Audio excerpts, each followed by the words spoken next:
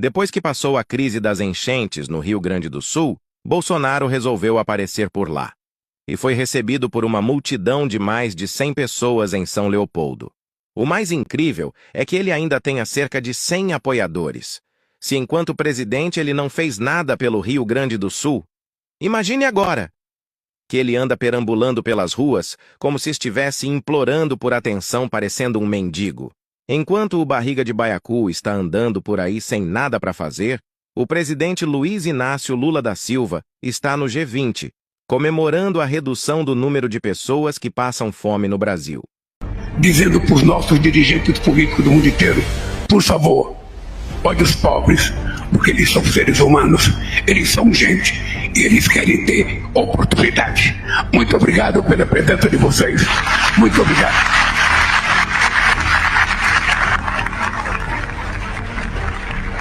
É lógico que a gente não quer. Até porque não existem apenas patriotários no Sul. Temos muitos verdadeiros patriotas também. Mas basta dar algo de errado para a caganeira do bucho de égua atacar rapidinho. Ou será que estou mentindo? Mas enquanto a justiça demora para prender esse criminoso, ele continua saindo às ruas fazendo política, mentindo e espalhando muita fake news, enganando pessoas. Isso é crime. Bom, acho que não é novidade pra ninguém que meu perfil é destinado ao público adulto. De vez em quando vem umas quinta série D aqui comentar, mas a gente não tem controle de todo mundo que entra. Portanto, se você tiver alguma criança do seu lado, tire da frente do celular agora, porque eu vou falar sobre uma coisa baixa, pesada, imoral. Vou falar sobre sacanagem mesmo. Eu tô passada, chocada. Todo mundo já deve saber que o nosso governador, o privatista de Freitas, resolveu privatizar a Sabesp.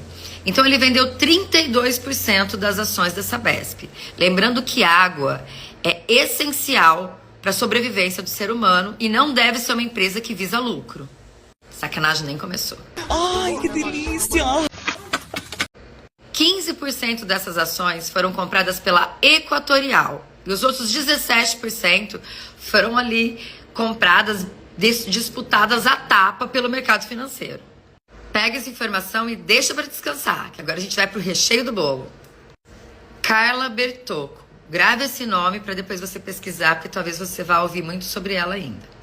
A Carla trabalhava na Equatorial, essa mesma empresa que comprou 15% das ações da Sabesp. E ela ganhava R$1 milhão por ano. Mas ela teve uma vibe de ter uma vida mais simples e acabou indo trabalhar na Sabesp por 80% a menos de salário. Ela deixou R$1 milhão anual para ganhar 162 mil. Fofa. Mas é só coincidência. Qualquer coisa que a gente pensar além disso é delírios comunistas. E como foi decidido para quem seria vendido os outros 17%? Foi decidido pelo BTG, escolhido por Tarcísio. Assustadora a resposta do seu Campos Neto, presidente do Banco Central, sobre o pleno emprego no Brasil. Olha aqui, ó, William Vac fazendo a pergunta. Regime de emprego pleno, como isso pode ser crítico? Não, o Banco Central adora quando a gente tem um regime de emprego pleno, ou seja, que as pessoas, todo mundo que está procurando trabalho consegue trabalho. O problema é que é a nossa situação atual. Que é a nossa situação. Então vamos lá. Aqui o senhor William Vac confirmou que nós estamos bem. Tá? Não vou entrar em detalhes, mas disse que estamos bem. O que melhorou muito foi uma grande surpresa.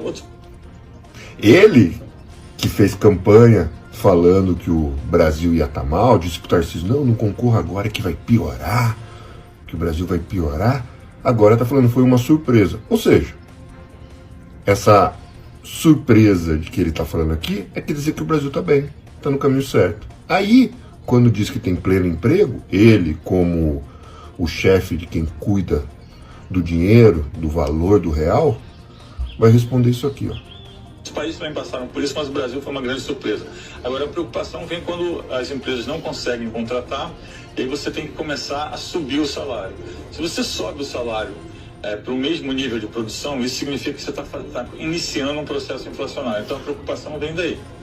Aí ele colocou uma preocupação de um futuro que ainda não aconteceu. Então ele primeiro foi surpreendido que o mercado está bem.